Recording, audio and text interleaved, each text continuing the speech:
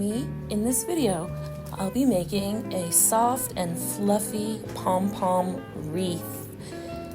They are year-round decor, they're sturdy, they're light, they make great gifts, and they're really fun to make. Materials.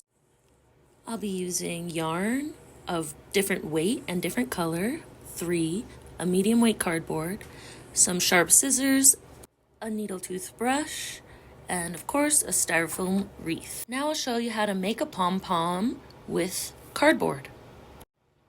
First you're going to trace a large circle 2 times.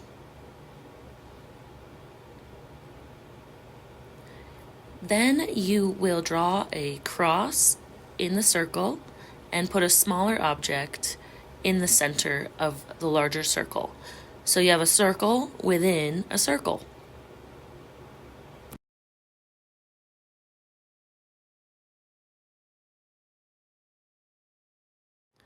Cut out your first large circle and then cut out the inner circle. You will be creating a triangle-like opening, like a donut with a bite taken out of it.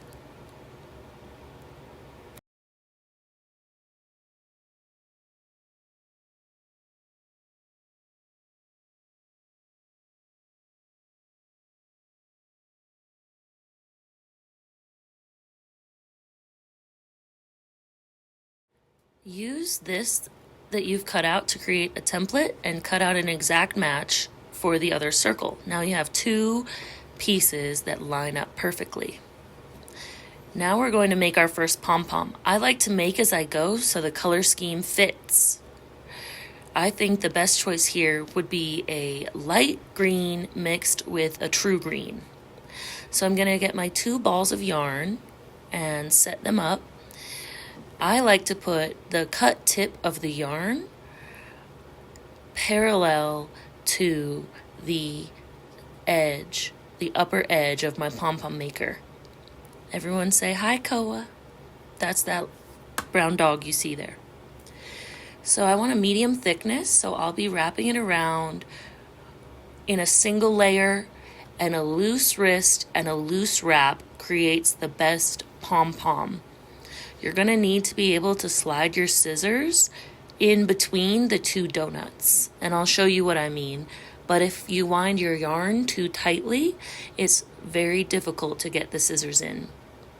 I like to wrap so my yarn lines up next to each other instead of overlapping.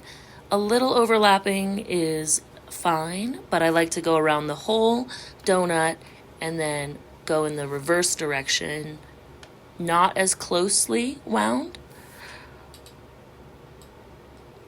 It looks like for this pom-pom, I decided to use just true green and not include any light green for the moment, because I wanted a bigger pom-pom and I have more true green than light green. Wrapping, wrapping, wrapping until my heart's content. And when I'm done wrapping, I make sure that I'm going to cut the yarn on the top of the pom-pom, so all the strands of the pom-pom are the same length. Right there, right up close to the edge. Then I'm going to cut myself a piece to tie with. Any length if you're not so good at tying and you're new. Shorter is fine. I always do a hand length because that way they're the same. So that came undone, but it's okay. You just put it back in place.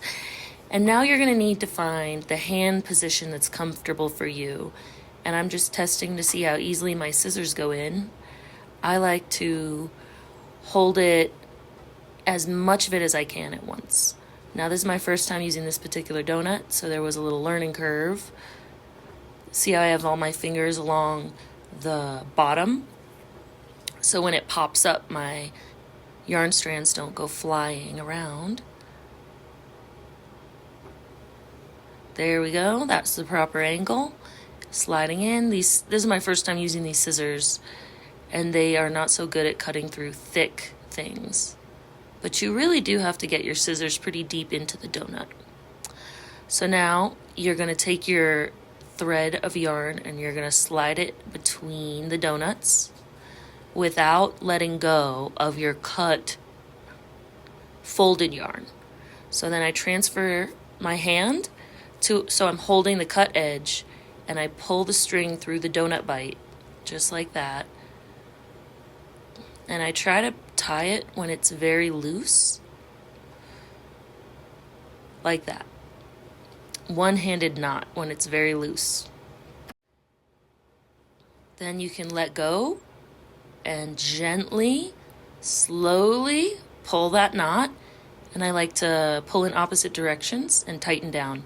And you see how it's in the donut, but I don't have to hold it. I go in for another double knot.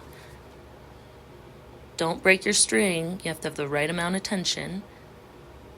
That's my method with the opposite direction pull. Then I make sure I don't lose that knot that I made, and I grip it really tightly. Kind of make sure everything's a nice round shape. This one came out very lovely, but I like an extra fluffy look, so this is where the needle brush comes in. And you're not brushing hard. You're brushing in little, just quick pulls. And it's okay if some of the yarn comes out. 1 or 2 strands. I've done this a million times and I still lose some, so I just save those for later or a different project. And gently brush in all directions. Keep that pom-pom swirling around, because if you brush too hard in one direction or another direction, you're going to end up with what looks like a bale of hay tied in the middle. And it's not very pretty. And I make sure I brush down from the knot.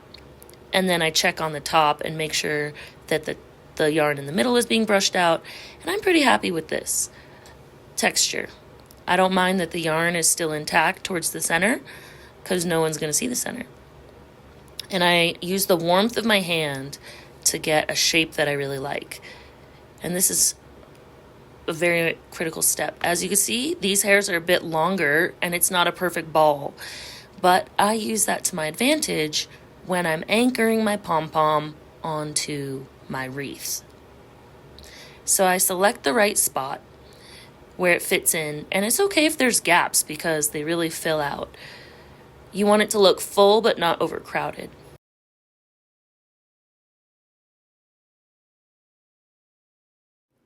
To attach my pom-poms to my wreath, I'll be using a needle felting needle, size small. The first thing I do after choosing my location is get the 2 tails. I use these as the main attachment for the pom-pom. I wrap one on either side of the wreath, and I just tack them down quickly without too much effort. I did wrap this wreath in white yarn, so I can needle felt the yarn on the pom-pom, interlock it with the yarn around the wreath. It really reduces the amount of pokes that you have to do. So I've got my tails on either side, tacking them down, and from here, the rest is for cosmetic, the rest of the pokes. How I want the pom-pom to sit, leaning to the left, the right, up, down, shaping it, and fitting it in with the other pom-poms.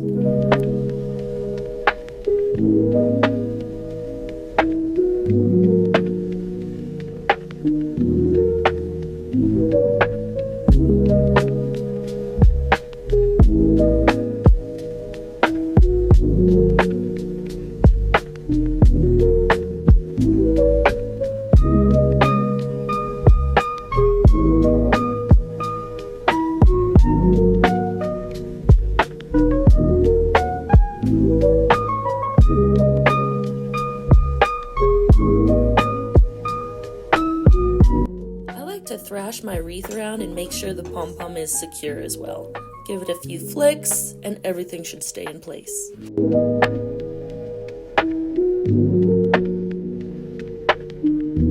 That asymmetrical side, I'm just combing it down and tucking it in to round out the pom-pom and use it for more security.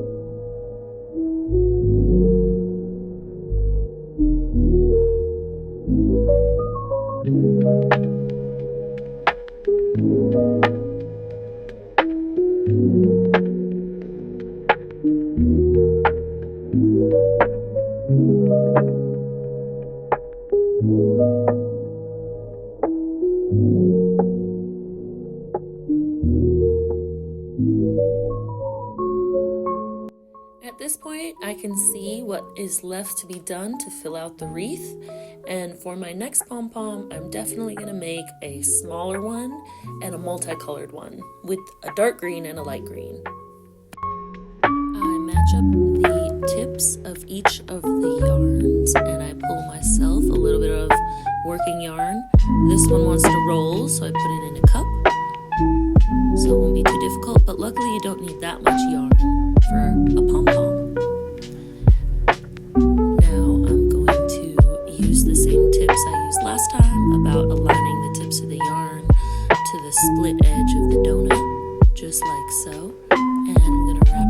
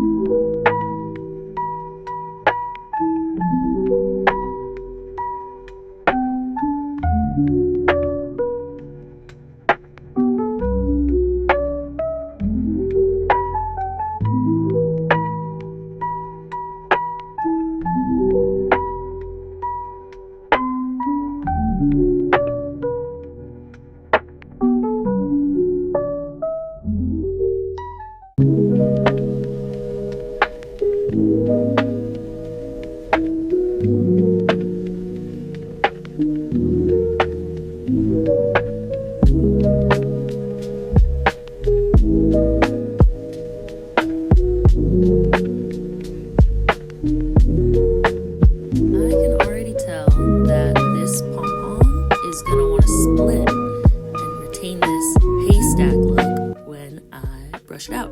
So to troubleshoot this, the cause is too loose of a knot, and there is a little keyhole space between the knot and the pom-pom. You can see that right there, my finger poking through in that triangle.